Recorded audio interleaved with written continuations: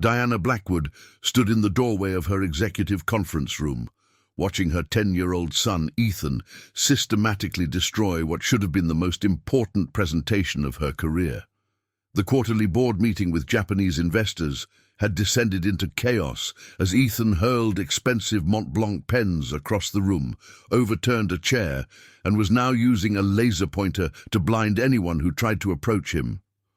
"Ma'am, perhaps we should reschedule," suggested Mr. Yamamoto, the lead investor, his polite tone barely masking his horror at the scene unfolding before him. Diana's face burned with humiliation and desperation.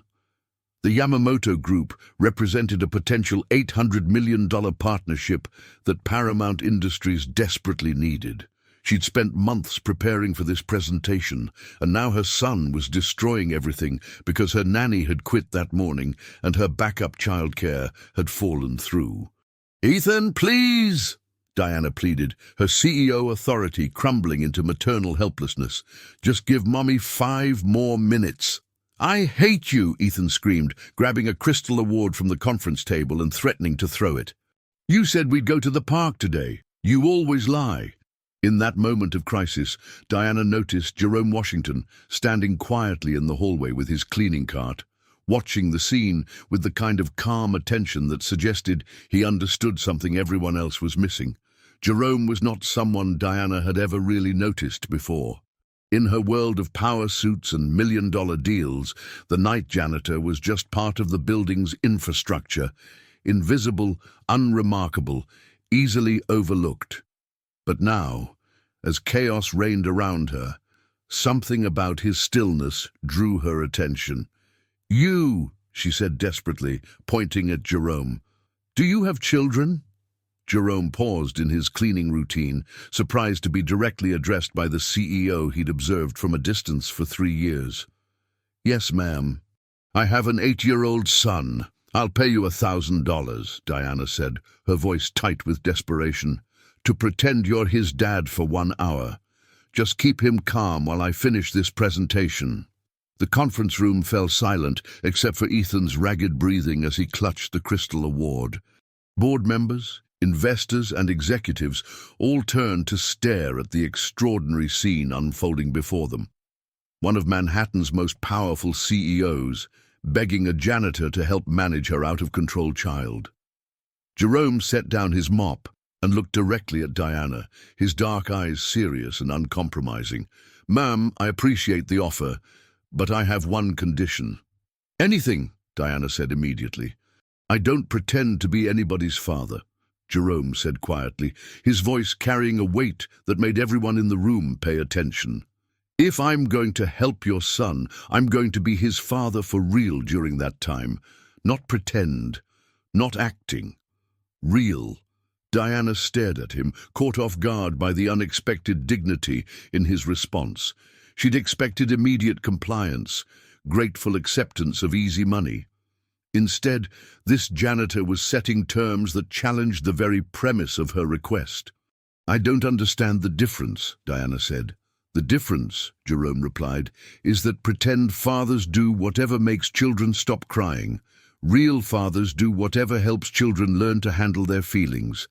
Jerome Washington understood the difference because fatherhood had been his graduate education in patience, creativity, and unconditional love.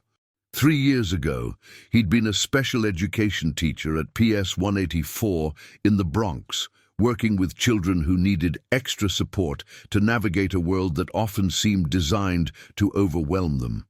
He'd loved that job, the challenge of finding unique ways to reach each child, the satisfaction of breakthrough moments when struggling students discovered their own capabilities.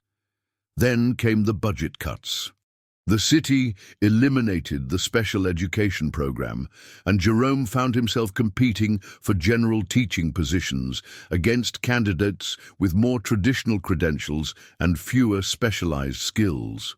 Despite his master's degree in special education and 6 years of classroom excellence, school after school passed him over for younger, cheaper alternatives.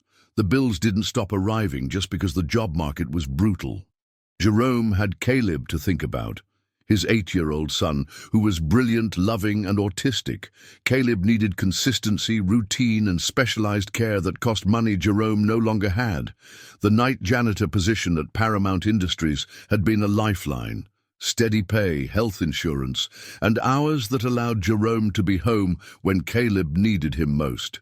But teaching special education had taught Jerome something that corporate executives rarely understood. Every behavioral problem was communication, and every child's action was an attempt to meet an unmet need. Looking at Ethan Blackwood now, red-faced, defensive, clutching that crystal award like a weapon, Jerome saw past the tantrum to the desperate child underneath. "Ethan," Jerome said, his voice calm and non-threatening as he stepped into the conference room. "That's a really beautiful award you're holding. Can you tell me what it says?" Ethan looked suspicious, but couldn't resist the genuine interest in Jerome's voice. "Outstanding Leadership Excellence," he read reluctantly.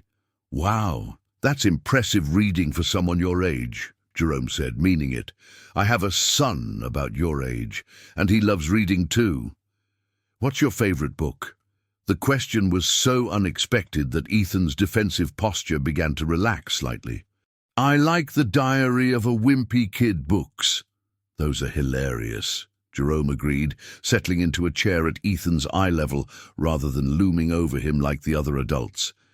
"Greg Heffley gets into some pretty crazy situations, doesn't he?" Diana watched in amazement as her son, who moments before had been in full meltdown mode, began to engage in actual conversation with this janitor who somehow knew exactly the right things to say. "Sometimes I feel like Greg," Ethan admitted quietly. "Like everything I do turns out wrong and everyone thinks I'm stupid." Jerome's heart ached with recognition.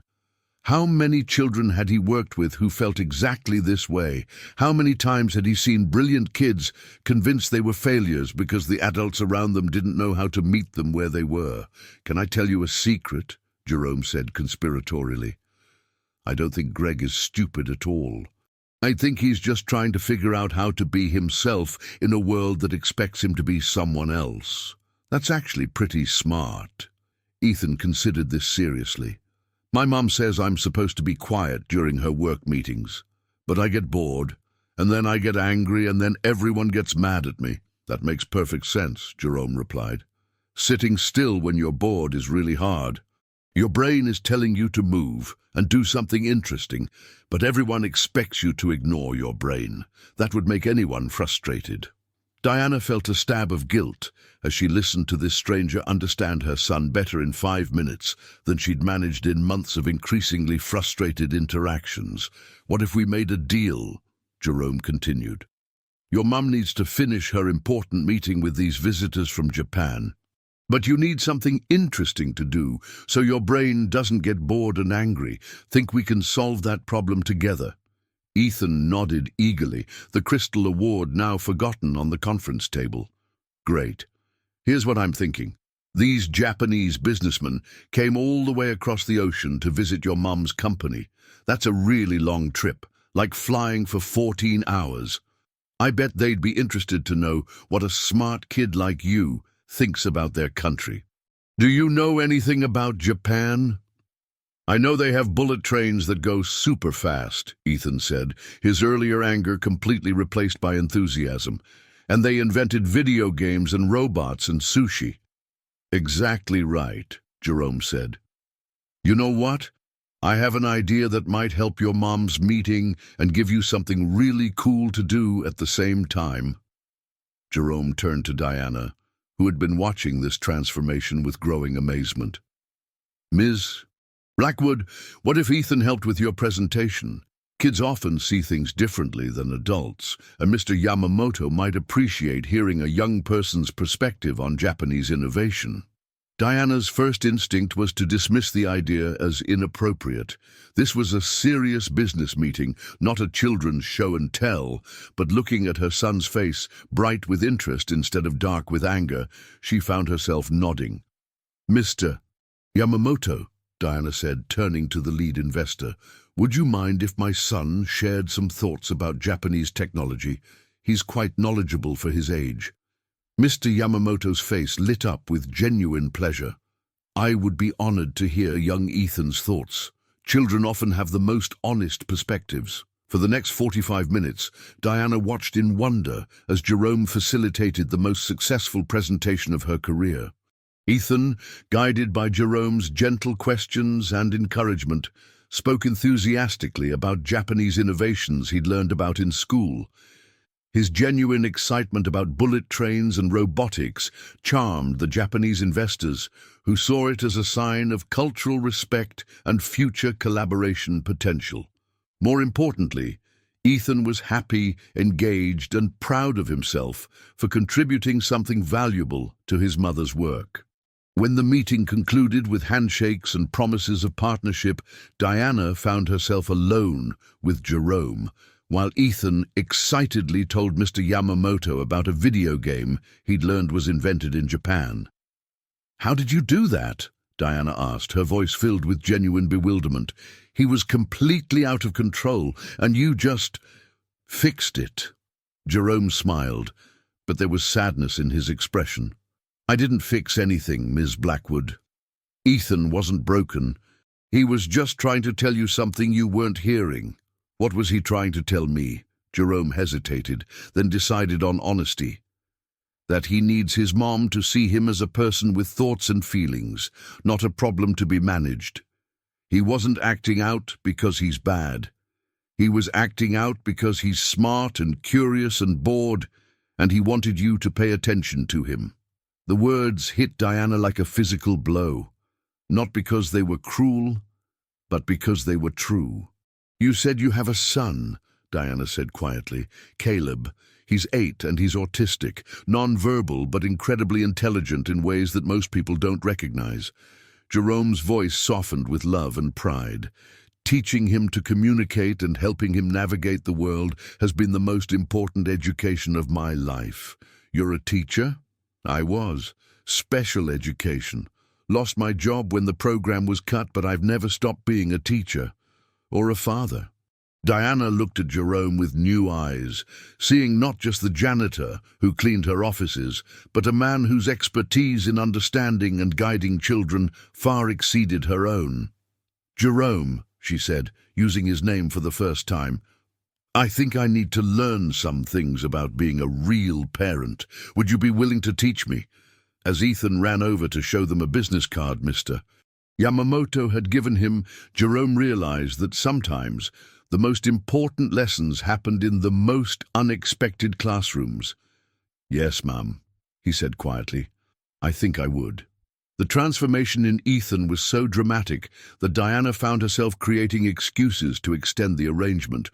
What had started as a desperate one-hour emergency had evolved into something neither she nor Jerome had anticipated, a partnership that challenged everything Diana thought she knew about parenting and business. 3 weeks after the Japanese investor meeting, Diana sat in her office watching Jerome work with Ethan through the glass partition that separated her executive suite from the adjacent conference room. It was past normal business hours, but Jerome had agreed to stay late to help with Ethan while Diana handled a crisis with their European accounts. Instead of the meltdowns and behavioral problems that had become Ethan's signature, Diana saw her son sitting calmly at the conference table, working through homework problems while Jerome cleaned the nearby offices. Every few minutes, Jerome would check on Ethan's progress, offer encouragement, or help clarify a confusing math concept. "How does he do it?" Diana murmured to herself, watching Jerome explain fractions using pieces of paper folded into different shapes. The answer, she was beginning to understand, was that Jerome treated Ethan like a whole person rather than a collection of problems to be solved. Where Diana saw defiance, Jerome saw intelligence seeking direction. Where Diana saw disrespect, Jerome saw a child desperately trying to connect with adults who were too busy to truly listen. "Ms. Blackwood?" Ethan appeared in her office doorway, holding a piece of paper with obvious pride. "Jerome helped me finish my math homework and I got all the problems right. Want to see?" Diana's heart clenched as she looked at her son's eager face. When was the last time Ethan had been excited to show her schoolwork? When was the last time he'd looked at her with hope instead of resignation? "I'd love to see it, sweetheart," Diana said, gesturing for Ethan to sit in the chair across from her desk. As Ethan explained his math problems with the kind of enthusiasm he usually reserved for video games, Diana found herself really listening to her son for the first time in months. He was intelligent, thoughtful, and surprisingly insightful about concepts that many adults struggled with. "Ethan, this is excellent work," Diana said genuinely. "You should be very proud of yourself." Jerome says that math is like solving puzzles and that my brain is really good at seeing patterns," Ethan said, his chest puffing with pride. "He says that smart kids sometimes get frustrated when adults don't understand how their brains work, but that doesn't mean there's anything wrong with us." The words hit Diana with uncomfortable recognition. How many times had she dismissed Ethan's questions as inconvenient interruptions?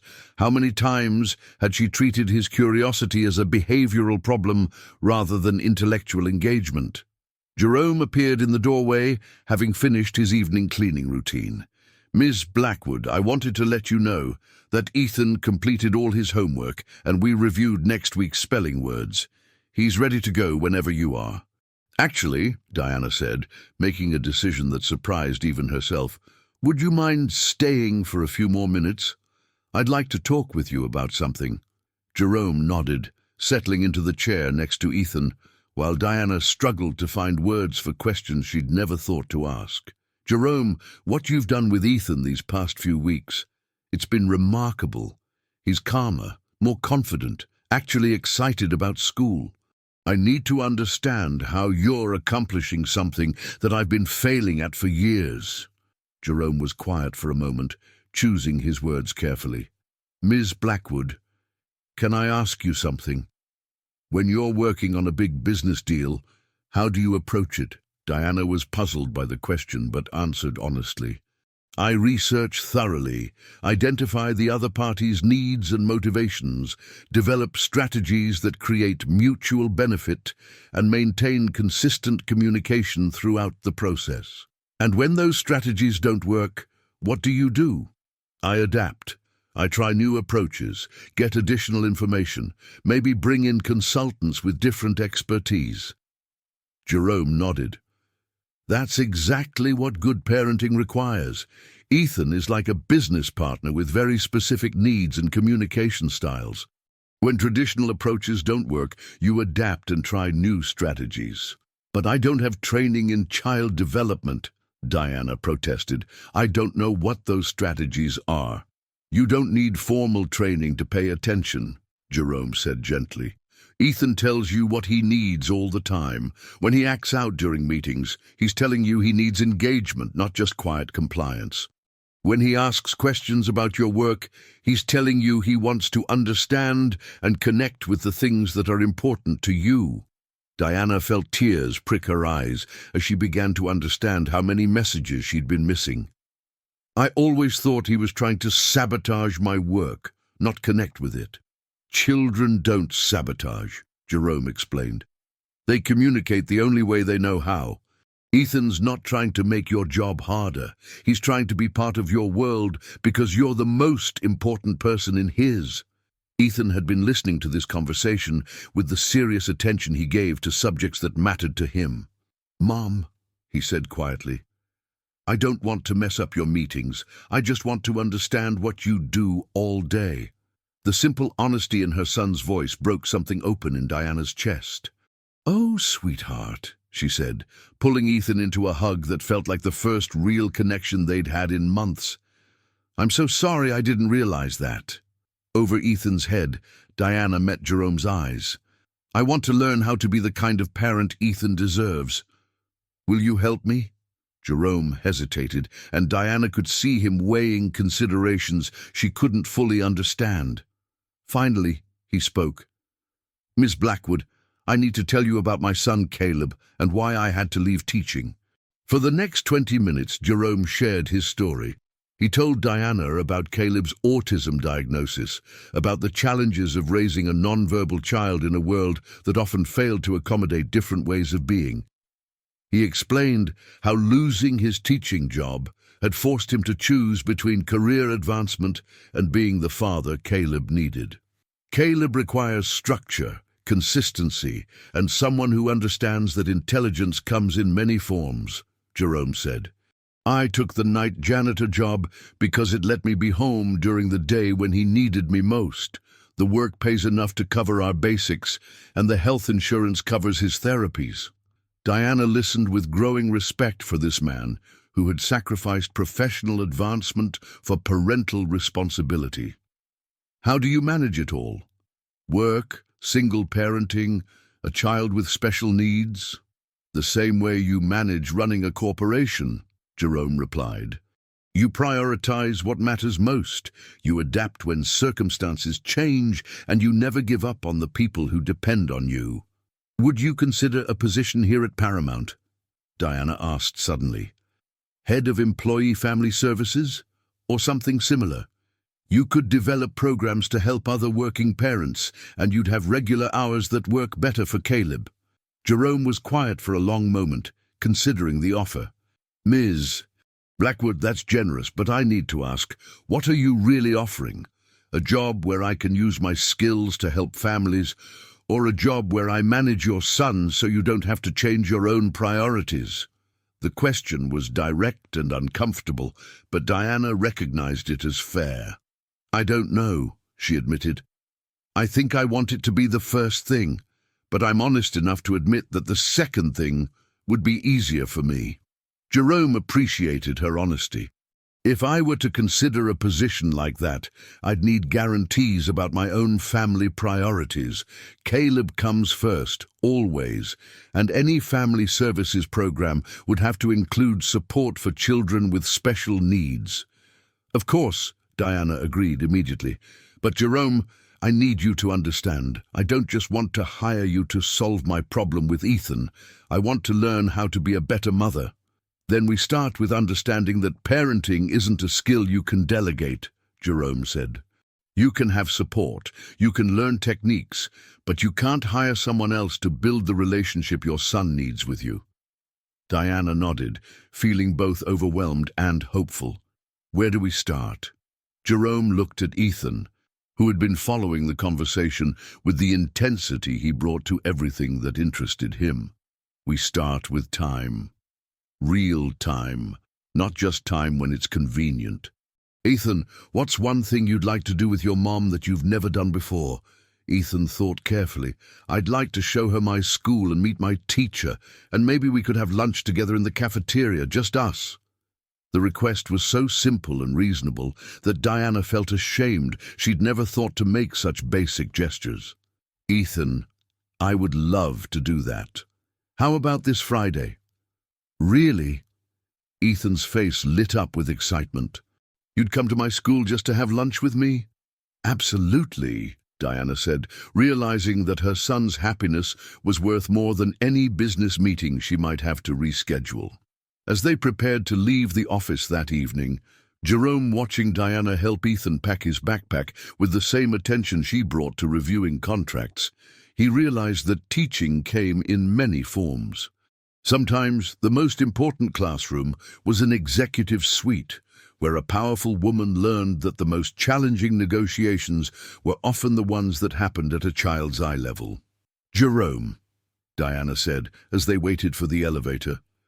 Thank you for helping me see Ethan differently, and for helping him see himself differently too. Thank you for being willing to learn, Jerome replied.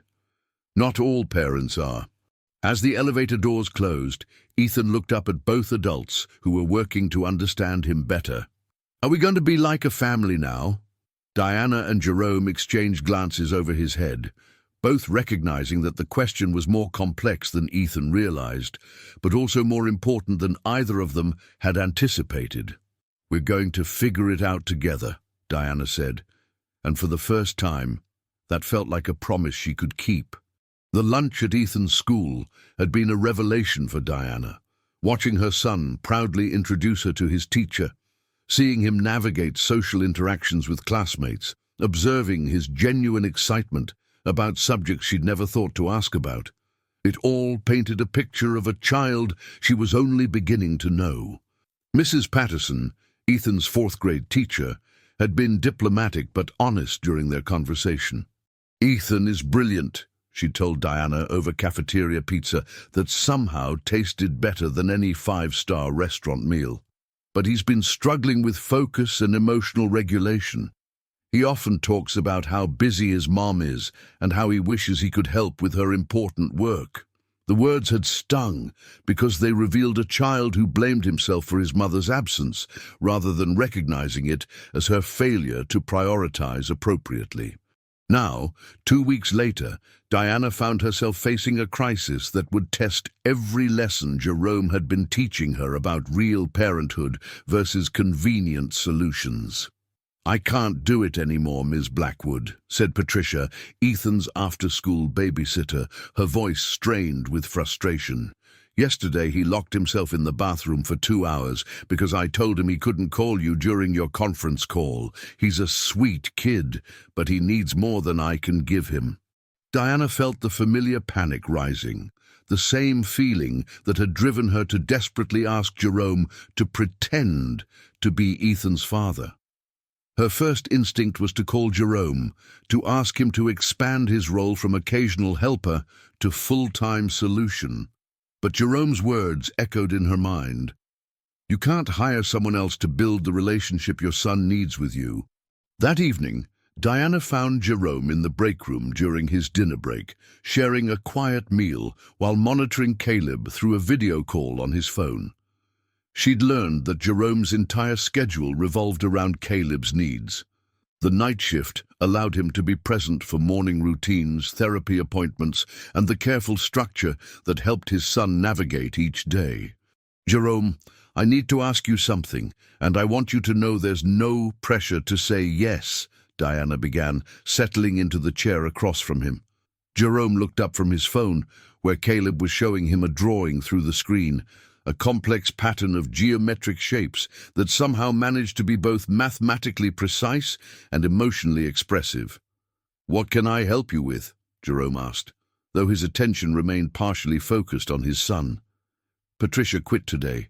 Ethan's having a harder time adjusting than I thought, and I'm realizing that weekend lunches and occasional homework help aren't enough." Diana paused, struggling with words that felt simultaneously necessary and selfish. "I was wondering if you'd consider taking on more responsibility with Ethan, not just the emergency situations, but actual consistent care. I'd pay you well, of course, and arrange your schedule around Caleb's needs." Jerome was quiet for a long moment, his eyes moving between Diana and the phone screen, where Caleb was patiently waiting for his father's attention. "Ms. Blackwood, can I ask you something honestly?" "Of course." "Are you asking me to parent your son because you think I'm good at it, or because you're not ready to change your own life enough to be good at it yourself?" The question hit Diana like cold water. She wanted to protest, to explain that she was learning, that she was trying, that the lunch at Ethan's school proved her commitment to being a better mother. But Jerome's direct gaze demanded honesty, not defensiveness. "Both," Diana admitted. "I think you're exceptionally good at understanding children, and I think I'm still afraid of what it would mean to truly put Ethan first in my life." Jerome appreciated her honesty. "What would it mean?" "It would mean saying no to opportunities that could advance my career. It would mean disappointing investors and board members who expect me to be available whenever they need me. It would mean admitting that I've built my entire identity around being indispensable to this company, and I don't know who I am if I'm not that person." "And what would happen if you did those things?" Diana considered the question seriously. "I don't know. Maybe the company would suffer. Maybe I'd lose respect from colleagues who see dedication as working 80-hour weeks. Maybe I'd discover that I'm not as irreplaceable as I thought." Or maybe, Jerome suggested gently, you'd discover that being an excellent mother makes you a better leader, not a worse one. Before Diana could respond, Jerome's phone chimed with an urgent alert. On the screen, Caleb was becoming agitated, his carefully structured evening routine disrupted by something that wasn't visible through the video call. I need to go, Jerome said, immediately standing and gathering his things. Caleb's having a difficult moment, and his caregiver needs support. Diana watched Jerome transform from thoughtful counselor to focused father in an instant, his priorities shifting without hesitation or resentment. This was what real parenthood looked like, not convenient when it fit your schedule, but essential regardless of circumstances. "Jerome, wait," Diana called as he headed toward the door. "Take Ethan with you." Jerome paused, confused. "Ma'am? I want Ethan to meet Caleb, and I want to understand how you manage everything. Can I come too?" The request was so unexpected that Jerome didn't immediately know how to respond. In 3 years of working at Paramount Industries, no colleague had ever expressed interest in his life outside the office, let alone asked to visit his home during a family crisis. "Ms. Blackwood, Caleb doesn't handle unexpected visitors well, especially when he's already struggling. It could make things worse for him." "Then tell me what I can do to help instead of making things harder," Diana said.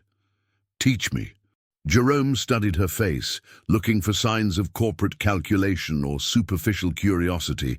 Instead, he saw genuine concern and a willingness to learn that reminded him of his best teaching moments. "All right," he said finally. "But we follow Caleb's lead. If he needs us to leave, we leave immediately, and Ethan stays close to me until we see how both boys handle the situation." The drive to Jerome's apartment in Queens was quiet, Ethan sensing the seriousness of the situation, and Diana grappling with her first real glimpse into the complexity of Jerome's daily life. She'd known intellectually that he was a single father managing a child with special needs, but seeing him navigate crisis management while maintaining calm authority gave her new appreciation for skills that had no corporate equivalent. Jerome's apartment was small, but immaculately organized. Every item in its designated place to support Caleb's need for predictability. The walls were covered with Caleb's artwork, intricate patterns and mathematical designs that revealed a brilliant mind, working in ways that traditional education rarely recognized or supported. Caleb was sitting in the corner of the living room, rocking slightly, while his caregiver, Mrs. Chen, hovered nearby with obvious distress. "He's been agitated since dinner," Mrs. Chen explained quietly. "Something changed in his routine, but I can't figure out what." Jerome knelt at Caleb's eye level, not touching but making himself available for connection. "Hey, buddy," he said softly. "Dad's here now. Can you show me what's bothering you?" Caleb looked up at his father, then pointed toward the kitchen with urgent gestures that Diana couldn't interpret, but Jerome understood immediately. "The refrigerator magnet," Jerome said, moving toward the kitchen. "Mrs. Chen, did something fall off the refrigerator today?" "Oh," Mrs. Chen's face showed recognition. "The grocery list. It fell when I was cooking dinner. I picked it up but didn't put it back in exactly the same spot." Jerome retrieved the fallen magnet and returned to Caleb, holding it out. "Is this what's wrong, buddy? The magnet isn't where it belongs." Caleb nodded vigorously, then stood and carefully placed the magnet in its precise location on the refrigerator. As soon as the familiar order was restored, his agitation visibly decreased. Diana watched this interaction with fascination and growing understanding. What she'd initially seen as an overreaction to a minor change, Jerome had recognized as communication about a disrupted sense of safety and predictability. "Caleb," Jerome said, "I brought some friends to meet you. This is Ethan and his mom, Diana. They wanted to see your beautiful artwork." Caleb looked at Ethan with curiosity, taking in the new person without the anxiety Diana had expected. Ethan, following Jerome's guidance, remained still and quiet while Caleb assessed the situation. After a moment, Caleb moved to his art supplies and began drawing, creating a new geometric pattern with focused concentration. Ethan watched with genuine fascination. "He's really good at math," Ethan observed quietly. "Those patterns are like the ones we studied in school, but way more complicated." Jerome smiled at Ethan's natural recognition of Caleb's abilities. Caleb sees mathematical relationships that most people miss. "He's teaching me that intelligence comes in many different forms." Over the next hour, Diana observed something remarkable. Despite their different communication styles and needs, Caleb and Ethan began to connect.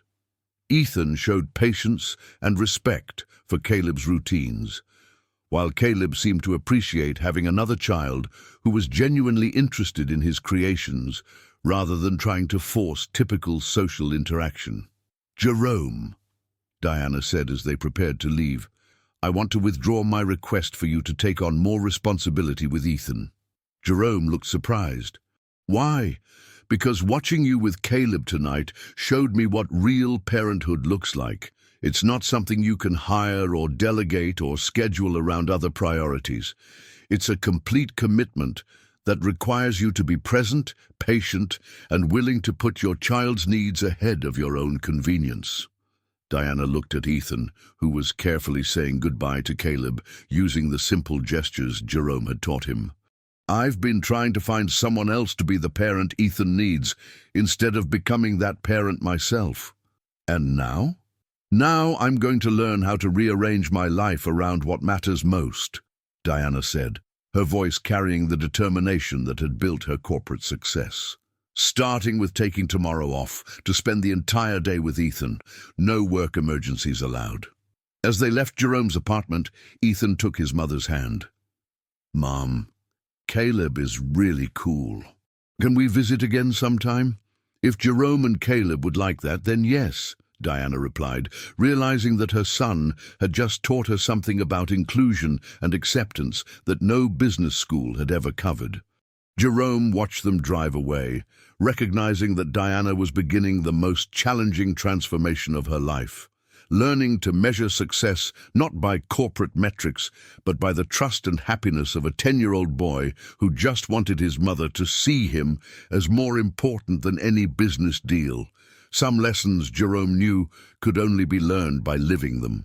3 months into what Diana had begun calling her parenting education, the changes at Paramount Industries were becoming impossible to ignore. The CEO, who had once been notorious for taking calls during family emergencies, was now blocking out inviolable time for school events, bedtime routines, and what Ethan had dubbed "mom and me homework time." The transformation hadn't been smooth. Diana's assistant had quit after being told that client dinners could no longer run past 7 p.m. 2 board members had expressed concerns about Diana's shifting priorities.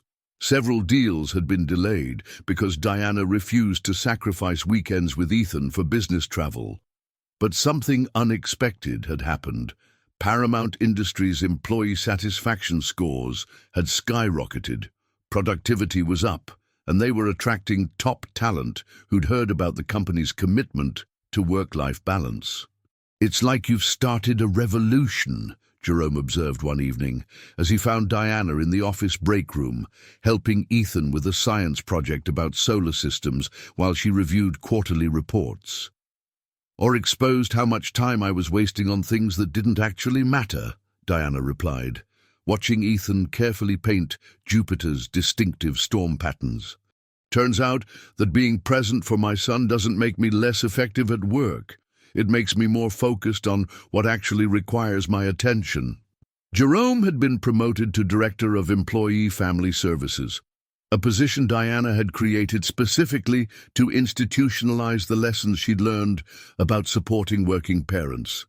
His first initiative had been establishing on-site childcare, with specialized support for children with different learning needs, ensuring that employees like himself didn't have to choose between career advancement and parenting responsibilities.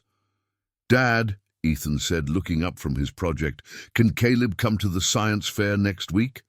I want to show him my solar system model."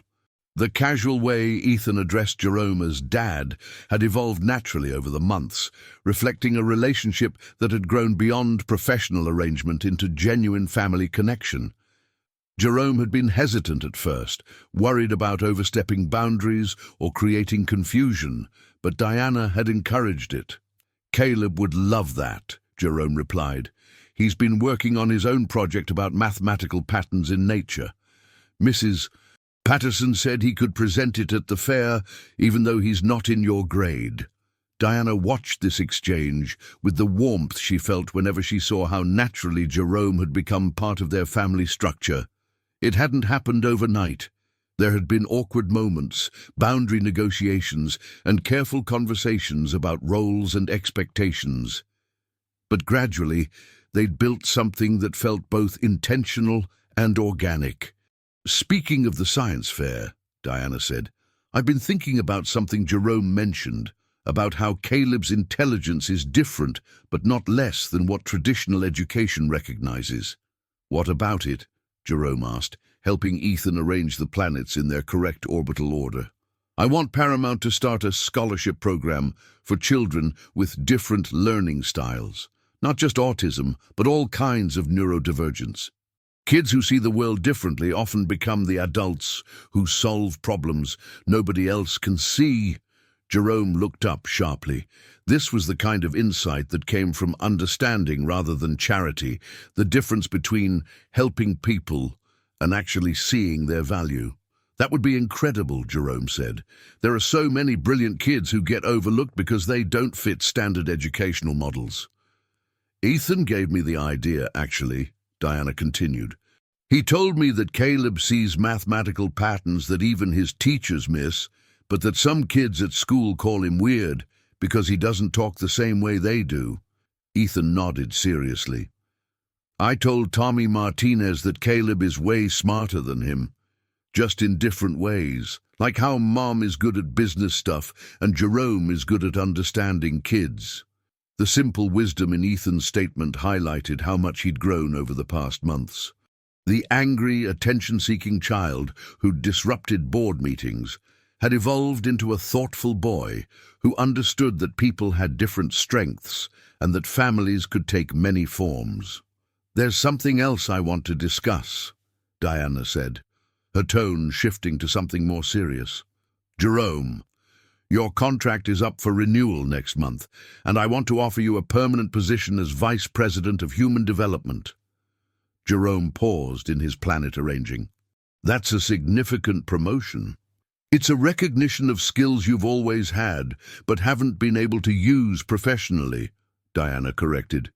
"You understand human potential better than anyone I've ever worked with.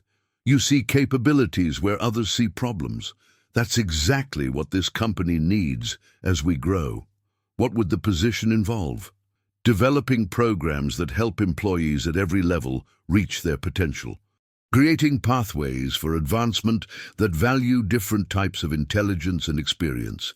Building a corporate culture that supports the whole person, not just their productivity during business hours." Jerome considered the offer carefully. It represented everything he'd hoped for professionally: the chance to use his educational background, support for working families, and the security that would allow him to provide better opportunities for Caleb. But it also represented something more complex: a permanent intertwining of his professional and personal relationships with Diana and Ethan. "Diana," Jerome said, using her first name for the first time, "I need to ask you something directly. Are you offering me this position because you think I'm qualified for it, or because you want to ensure I stay involved in Ethan's life?" Diana had been expecting this question and had spent weeks examining her own motivations. "Both," she said honestly. "You're absolutely qualified, probably overqualified, but I'd be lying if I said that my feelings about our family situation didn't influence the offer." "What are your feelings about our family situation?" The question hung in the air between them, loaded with months of careful navigation around growing attraction and deepening connection. They'd both been aware of the shift from professional collaboration to personal partnership, but neither had been willing to name it directly. "My feelings," Diana said carefully, "are that you've become the most important person in both Ethan's life and mine. That what started as emergency childcare has become something that feels essential to who we are as a family. And you're comfortable with that level of interdependence?" Diana looked at Ethan, who was listening to their conversation with the serious attention he gave to subjects that mattered to him. "Ethan, how do you feel about Jerome being offered a bigger job here?" "I think it's good," Ethan said immediately. "Jerome makes everything better. He makes you happier. He makes me feel safer. And he helps Caleb show everyone how smart he is." "And how do you feel about Jerome being part of our family permanently?" Ethan considered this with his characteristic thoughtfulness. "I love Jerome," he said simply, "and I love Caleb. I want us all to stay together." Jerome felt his heart constrict with emotion. Over the months, he'd grown to love this earnest, intelligent boy who'd needed so desperately to be seen and understood. But more than that, he'd come to love Diana, not the powerful CEO he'd first met, but the woman who'd been willing to completely reorganize her life to become the mother her son deserved. "Diana," Jerome said quietly, "I love you both too. This family we've built means everything to me. So you'll take the position. I'll take the position, but I want to be clear about something. My relationship with you and Ethan isn't contingent on my employment here. If things don't work out professionally, that doesn't change my commitment to this family." Diana nodded, understanding the distinction. "And if things don't work out personally? Then we figure out how to co-parent and work together professionally without making Ethan and Caleb suffer for adult complications." It was a mature, realistic approach to a relationship that had grown from crisis management into genuine partnership. Both of them had been hurt before, Diana by a husband who'd left when corporate demands consumed their marriage, Jerome by a fiancé who couldn't handle the realities of raising a special needs child. "Mom," Ethan said, "are you and Jerome going to get married?" The direct question made both adults smile, recognizing Ethan's talent for cutting through complexity to reach essential points. "That's something Jerome and I need to talk about more," Diana said. "But what we can promise you is that we're committed to this family, whatever form it takes." "Can I make a suggestion?" Ethan asked. "Always," Jerome replied. "Maybe you should have a long engagement, like Mrs. Patterson did with her husband. That way, you can make sure you really like being married before you have a wedding." The practical wisdom of the suggestion made both adults laugh, but they recognized the thoughtfulness behind it. Ethan had watched his mother's previous marriage fail and wanted to ensure that any new family structure would be stable and lasting. "That's excellent advice," Diana said. "What do you think, Jerome? Want to try being engaged for a while before we make any bigger commitments?" Jerome looked at this woman who'd transformed herself for love of her son, at the boy who'd taught him that fatherhood could come in many forms, and at the future they were building together based on shared values rather than convenience. "I can't think of anything I'd like more," he said. As Ethan returned to his solar system project, carefully positioning Earth at just the right distance from the sun to support life, Diana and Jerome began planning a different kind of orbital system, one where 2 adults and 2 children could revolve around shared love and mutual support, each maintaining their individual identity while being part of something larger than themselves. Some families, they were learning, weren't born but built, one careful choice at a time. The call came on a Tuesday morning, while Diana was reviewing the quarterly employee satisfaction surveys that showed Paramount Industries leading the industry in work-life balance initiatives. Jerome had been in her office discussing the expansion of the neurodivergent scholarship program when her assistant's voice crackled through the intercom with unusual urgency. "Ms. Blackwood, there's a Mr. Richard Blackwood on line 1. He says it's regarding Ethan and it's urgent." Diana's face went pale. Richard was her ex-husband, Ethan's biological father, who had walked out on them 3 years ago when corporate demands and parenting responsibilities had proven too challenging for his taste. He'd maintained minimal contact since then: birthday cards, occasional phone calls, and court-mandated child support payments that arrived precisely on schedule. "Put him through," Diana said, gesturing for Jerome to stay as she activated the speakerphone. "Diana!" Richard's voice filled the office, carrying the smooth authority that had once attracted her, but now sounded calculating and cold. "We need to discuss Ethan's living situation." "What about it?" Diana asked, though dread was already building in her chest. "I've been hearing very concerning reports about your lifestyle changes. Apparently you've been allowing some janitor to play father to my son, and you've completely abandoned the professional standards that made you successful."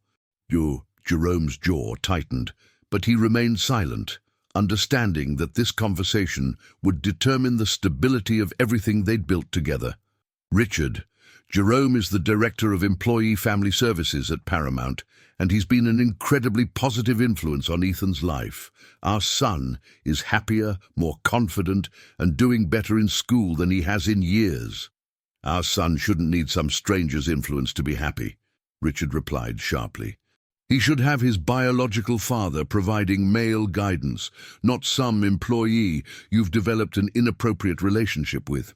"You gave up the right to provide guidance when you walked out on us," Diana said, her voice rising despite her efforts to remain calm. "I'm prepared to rectify that mistake. My attorney is filing for emergency custody based on concerns about Ethan's welfare in an unstable environment. Specifically, your relationship with an employee that creates obvious conflicts of interest and exposes Ethan to inappropriate family dynamics." The words hit Diana like a physical blow. She looked at Jerome, seeing her own panic reflected in his expression.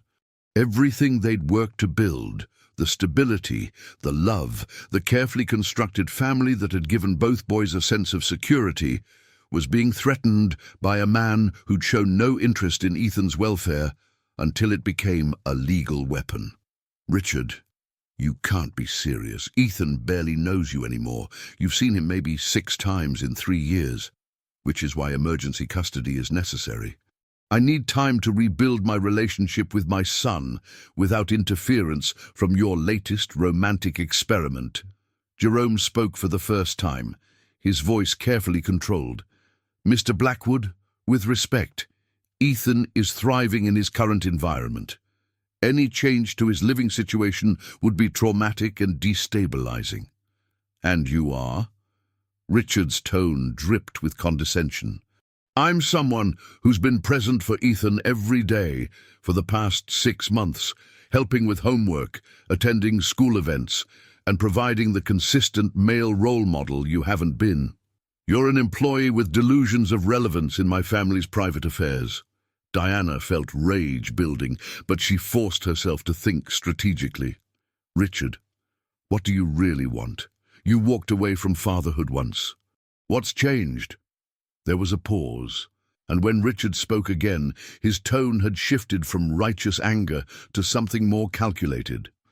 "I've been offered a partnership at Hartwell and Associates. Family stability is important for senior positions. Having primary custody of my son would demonstrate my commitment to family values." The truth behind the custody threat became clear. This wasn't about Ethan's welfare. It was about Richard's career advancement, using his son as a prop to improve his professional image. "You want to use Ethan to get a promotion," Diana said, her voice deadly quiet. "I want to provide my son with appropriate male guidance in a traditional family structure, away from the confusion you've created with your unconventional choices." Jerome stood up, his military bearing asserting itself. "Mr. Blackwood, Ethan doesn't need traditional. He needs consistent, loving, and present. 3 things you've never provided." "We'll see what the court says about that," Richard replied. "Diana, You have 48 hours to prepare for an emergency custody hearing. I suggest you start documenting why your current lifestyle choices serve Ethan's best interests rather than your own convenience." The line went dead, leaving Diana and Jerome staring at each other across the conference table where they'd planned family vacations and scholarship programs, now facing the potential destruction of everything they'd built. "He can't win this," Diana said, though her voice carried more hope than certainty. "He might," Jerome replied honestly. "Courts sometimes favor biological fathers, especially when they can frame the situation as choosing between traditional family structure and unconventional arrangements." Diana picked up her phone and dialed her attorney, but even as she scheduled emergency consultations and began gathering documentation of Ethan's improved performance and happiness, she knew that legal battles often had little to do with what was actually best for children. That evening, they faced the impossible task of explaining the situation to both boys without terrifying them about their family's future. "Why does my biological dad want me to live with him now?" Ethan asked, his face scrunched with confusion. "He never calls or visits or remembers my birthday." Sometimes adults make decisions based on things that don't have much to do with children, Jerome explained carefully. "Your biological father believes that living with him would be better for you." But I don't want to live with him," Ethan said, his voice small and frightened. "I want to stay here with you and Mom and Caleb." Diana pulled Ethan into her lap, feeling the weight of potential loss crushing her chest. "We're going to fight for our family, sweetheart. But you need to know that sometimes courts make decisions that families don't agree with." "What about Caleb?" Ethan asked, looking at Jerome with concern that showed how much he'd grown to understand and care for his autistic brother figure. "If I have to live somewhere else, who's going to help him with social stuff?" Jerome felt his heart break at Ethan's question. This boy, who'd once been selfish and demanding, had learned to think about others' needs, to see himself as part of a family system that included protecting and supporting someone more vulnerable. "Caleb will always be your brother, no matter where anyone lives," Jerome said, though he wasn't sure he believed it himself. The custody hearing took place in a sterile courthouse conference room that felt nothing like the warm family spaces where these decisions would actually affect people's daily lives. Richard appeared with an expensive attorney and a carefully constructed narrative about providing Ethan with traditional masculine guidance and stability. "Your Honor," Richard's attorney began, "my client is requesting emergency custody to remove this child from an inappropriate environment where boundaries between employer and employee have been blurred, creating confusion about family roles and potentially exposing the minor to inappropriate adult relationships." Diana's attorney countered with documentation of Ethan's improved academic performance, psychological evaluations showing his increased confidence and stability, and testimony from teachers and counselors about his positive development. But the moment that changed everything was when the judge asked to speak with Ethan privately. "Ethan," Judge Martinez said gently, "I want to understand what you think would be best for you. Where do you feel safest and happiest?" Ethan looked at the adults arrayed around the conference table, his biological father who felt like a stranger, his mother who'd learned to put family first, and Jerome who'd taught him that love was shown through consistent presence rather than grand gestures. "Your Honor," Ethan said with the same seriousness he brought to difficult math problems, "my biological father left when I was 7 because taking care of me was too hard. But Jerome has been taking care of me every day for months, even when I was difficult and angry." "What makes Jerome different?" Judge Martinez asked. "Jerome doesn't just tell me he loves me, he shows up. When I have a bad day at school, he helps me figure out why instead of just getting mad. When I don't understand my homework, he sits with me until I do. When I was mean to Caleb because I was frustrated, he helped me apologize and do better." Ethan paused, gathering his thoughts with the precision that had become his trademark. "My biological father wants me to live with him so he can get a better job." But Jerome already has a job taking care of me and Caleb and making our family work. I want to stay with people who chose to love me, not people who need me for something else." The honesty and clarity of Ethan's testimony shifted the entire proceeding. Judge Martinez looked at Richard, whose expensive suit and calculated presentation suddenly seemed hollow compared to his son's simple truth. "Mr. Blackwood," Judge Martinez said, "when was the last time you attended a parent-teacher conference for Ethan?" Richard's attorney whispered urgently in his ear before he answered. "I've been focusing on establishing financial stability to better support my son's future."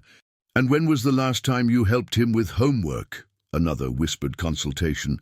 "I believe children should develop independence in their academic work." Judge Martinez turned to Jerome.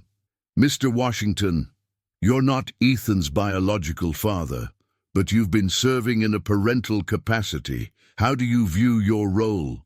Jerome looked at Ethan, then at Diana, then at Richard, who was watching with barely concealed hostility.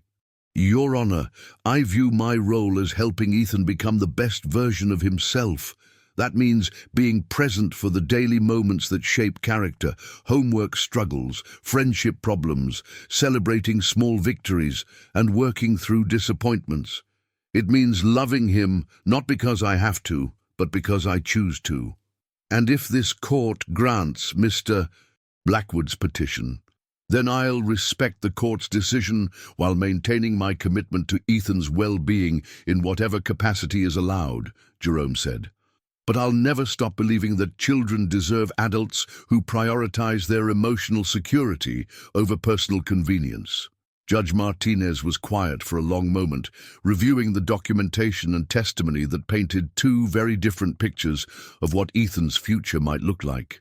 "The court finds no evidence that Ethan's current living situation poses any danger to his physical or emotional well-being," Judge Martinez ruled. "In fact, all evidence suggests that he's thriving in a stable, loving environment. Mr. Blackwood's petition for emergency custody is denied." The relief that flooded through Diana and Jerome was matched by the fury on Richard's face as he realized his calculated move had backfired completely.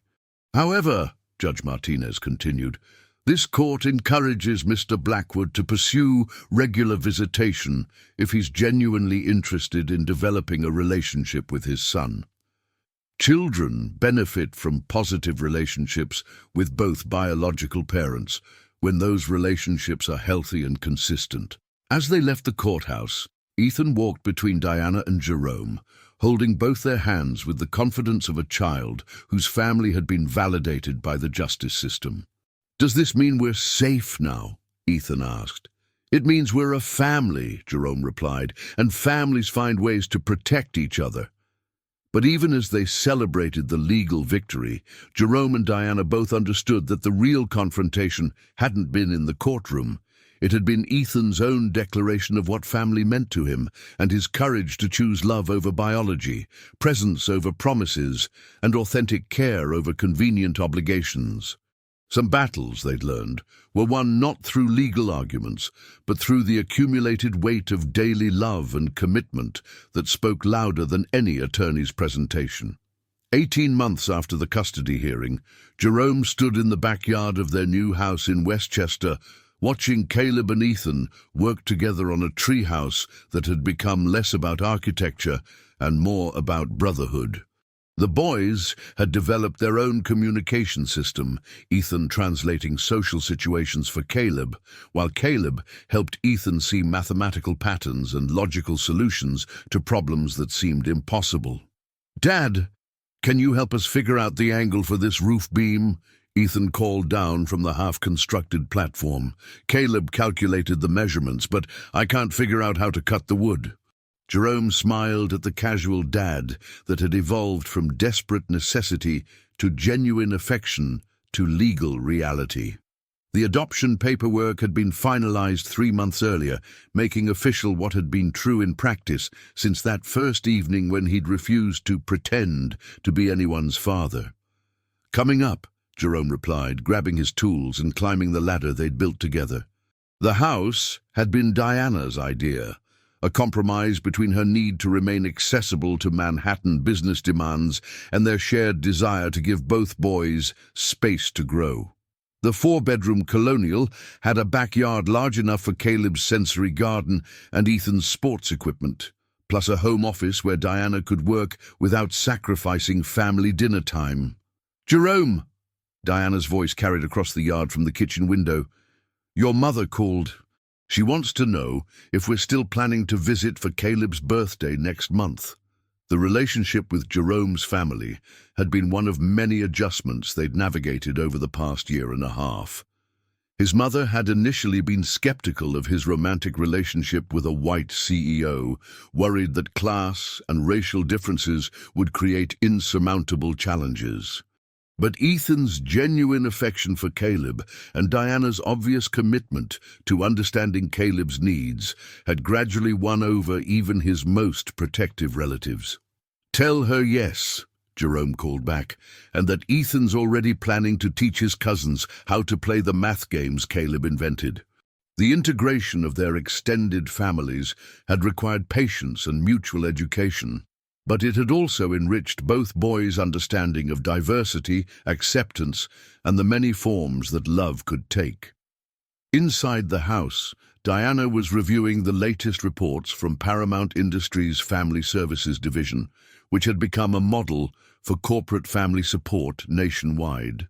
The Neurodivergent Scholarship Program had already helped 43 children access specialized education, while the on-site childcare facility had reduced employee turnover by 60%. "How's the treehouse coming?" Diana asked as Jerome entered the kitchen, sawdust in his hair and satisfaction on his face. "Slowly but perfectly," Jerome replied, wrapping his arms around her waist and looking over her shoulder at the laptop screen. "The boys want every measurement to be precise, which means Caleb recalculates everything 3 times and Ethan double-checks all the cuts. Sounds like they're learning engineering and patience simultaneously, among other things." Jerome kissed the top of her head, still amazed by how naturally domestic happiness had replaced the corporate ambition that had once defined her identity.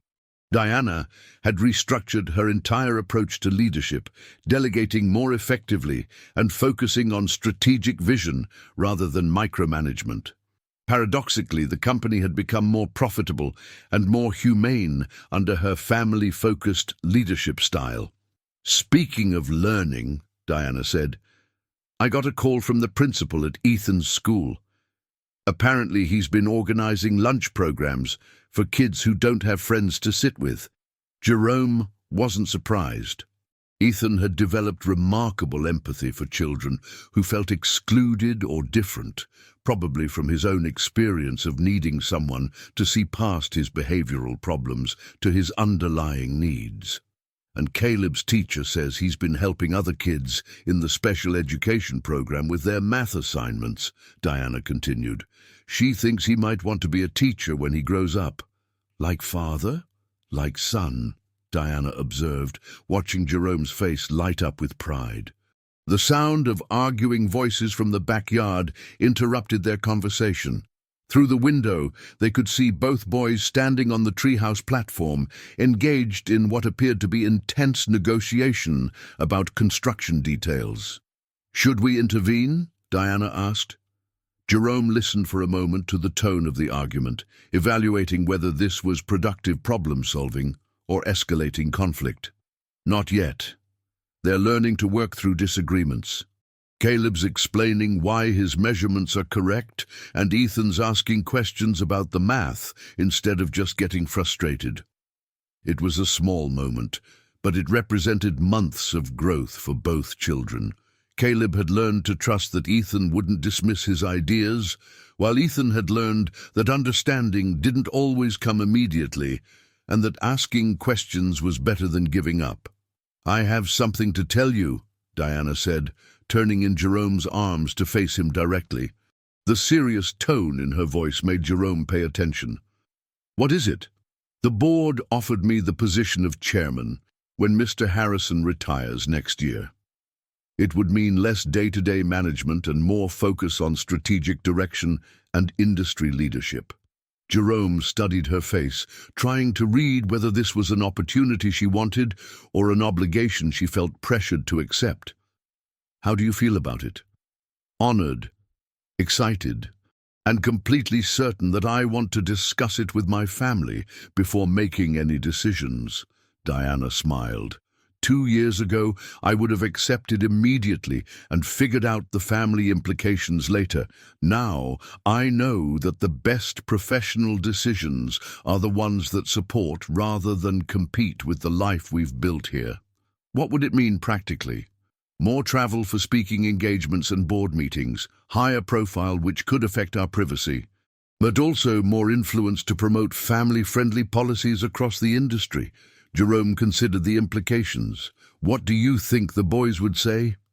"I think Ethan would want to know if it means missing any more soccer games, and Caleb would want to understand exactly how the travel schedule would affect our family routines." And what would you tell them?" "That we'd structure any travel around their needs, that some opportunities are worth pursuing when they align with our values, and that being chairman would let me help other families have the support that we've been able to create."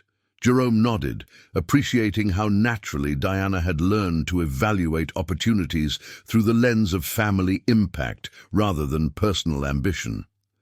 "Then, I think you should accept, with appropriate boundaries, even if it means more complexity in our lives." "Diana, our lives have been complex since the day you asked me to pretend to be Ethan's father for an hour," Jerome said, his voice warm with humor and affection. "The difference is that now we handle complexity together instead of separately."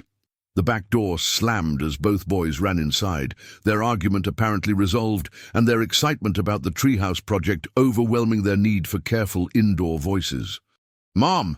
Dad!" Ethan announced breathlessly. "Caleb figured out how to make the roof waterproof using mathematical principles, and I figured out how to build a pulley system for getting supplies up to the platform. And we decided that the treehouse should have a special reading corner for Caleb and a sports equipment storage area for Ethan," Caleb added, his excitement making his words come faster than usual. "Plus, a meeting space where we can plan projects together," Ethan continued. "Because Caleb has really good ideas about how to organize things, and I'm good at explaining ideas to other people." Jerome and Diana exchanged glances over the boys' heads, recognizing how naturally they'd learned to complement each other's strengths rather than competing over differences. "That sounds like excellent collaboration," Diana said. "How about we celebrate with ice cream, and then you can show us the progress you've made?" As the boys raced toward the freezer, arguing good-naturedly about flavor preferences, Jerome pulled Diana closer. "2 years ago, could you have imagined this?" he asked. Diana looked around their kitchen. Homework papers scattered on the counter, Caleb's art projects covering the refrigerator, Ethan's soccer cleats by the back door, family photos documenting camping trips and birthday parties, and ordinary moments that had become precious through repetition. 2 years ago, I thought success meant controlling everything and needing no one," Diana replied. "Now I know it means building something together that's stronger than what any of us could create alone." "Including the challenging parts?" "Especially the challenging parts," Diana smiled. "Pretending everything is easy doesn't teach children how to handle real life, but showing them that committed adults can work through problems together, that teaches them everything they need to know about love and resilience." Through the kitchen window, they could see the half-finished treehouse, a physical representation of their family's approach to building something meaningful. Careful planning, mutual support, patience with mistakes, and the shared vision of creating a space where everyone belonged. "Speaking of commitment," Jerome said, "I have something to ask you." Diana looked at him with curiosity, noting the slight nervousness in his expression. "Diana Blackwood," Jerome said, dropping to one knee in their kitchen, while 2 boys argued about ice cream flavors in the background. We've already built a life together, raised children together, and promised to support each other through whatever comes next. Will you marry me? Officially, legally, with rings and vows, and all the ceremonial recognition of what we've already become. Diana looked down at this man who transformed her understanding of love, partnership, and what it meant to put family first. Jerome Washington, she replied. I thought you'd never ask. No. The celebration that followed brought both boys running, ice cream forgotten in favor of wedding planning discussions that ranged from venue selection to flower arrangements to the vital question of whether Caleb would be comfortable with the sensory experience of a formal ceremony. As they sat around the kitchen table that evening, planning a wedding that would celebrate not just their commitment, but the family they'd created together, Jerome reflected on the journey that had brought them here. It had started with Diana's desperate request for someone to pretend to be Ethan's father for 1 hour. It had evolved into Jerome's condition that he would never pretend, that love was either real or worthless, that fatherhood was either committed or meaningless, that family was either chosen daily or taken for granted. Now, watching Caleb and Ethan collaborate on wedding decoration ideas with the same focused attention they brought to treehouse construction, Jerome understood that the most important transformations happened not in dramatic moments, but in the accumulation of daily choices to show up, pay attention, and prioritize connection over convenience. Dad, Ethan said, when you and Mom get married, does that make Caleb officially my brother? Caleb's been your brother since the day you decided to care about his feelings more than your own comfort, Jerome replied. The wedding just makes it official. Some families, Jerome had learned, were born from crisis and built through intention, held together not by obligation, but by the daily choice to see each other clearly and love what they found. As Diana reached across the table to take his hand, surrounded by the controlled chaos of 2 children planning a celebration, Jerome smiled at the elegant solution they'd discovered, that the best families weren't perfect. They were present, committed, and willing to grow together one day at a time. This story reminds us that real love, whether romantic, parental, or familial, isn't about convenience or performance, but about the daily choice to show up authentically for the people who matter most. In a world that often prioritizes career advancement over human connection, Jerome and Diana's journey shows us that true success means building relationships strong enough to weather any storm. Sometimes the most profound transformations begin with someone refusing to pretend, insisting instead on the uncomfortable honesty that leads to genuine change. When we choose presence over performance, when we prioritize emotional availability over professional advancement, we discover that the most important work we'll ever do happens not in boardrooms, but in the quiet moments where children learn what love actually looks like. What relationships in your life need more authenticity and less performance? What would change if you stopped pretending and started showing up as your real self? Like and subscribe for more stories that celebrate the courage to love authentically, the wisdom to prioritize what matters most, and the truth that families are built through daily choices rather than biological accidents.